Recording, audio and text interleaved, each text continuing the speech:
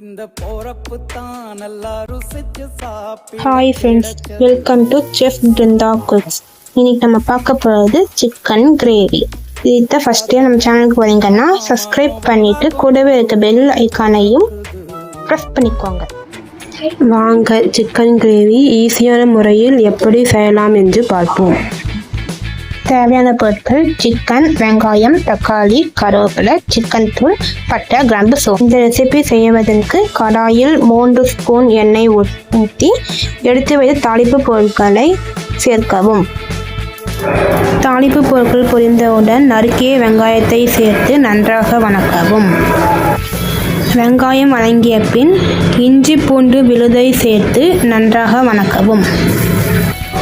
வணங்கிய வெங்காயத்துடன் நறுக்கிய தக்காளியை சேர்த்து அதனுடன் சிறிதளவு உப்பை சேர்த்து கொள்ளவும்.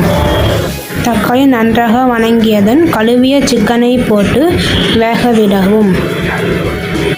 வேக வைத்த சிக்கனுடன் தேவையான அளவு உப்பு சேர்த்து அதன் பிறகு தேவையான அளவு சிக்கன் குழம்பு தூளை சேர்த்து நன்றாக கிளறிவிடவும்.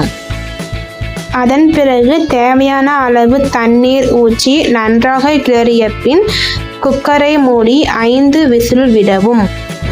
அதன் பிறகு குக்கரை திறந்து தேவையான அளவு கொத்தமல்லி இலைகளை தூவி இறக்கினால் சுவையான சிக்கன் கிரேவி ரெடி. நம்முடைய சேனலுக்கு ஃபர்ஸ்ட் டைம் வரீங்கன்னா சப்ஸ்கிரைப் பண்ணிவிட்டு கூடவே இருக்கிற பெல் ஐக்கானையும் கிளிக் செஞ்சுக்கோங்க.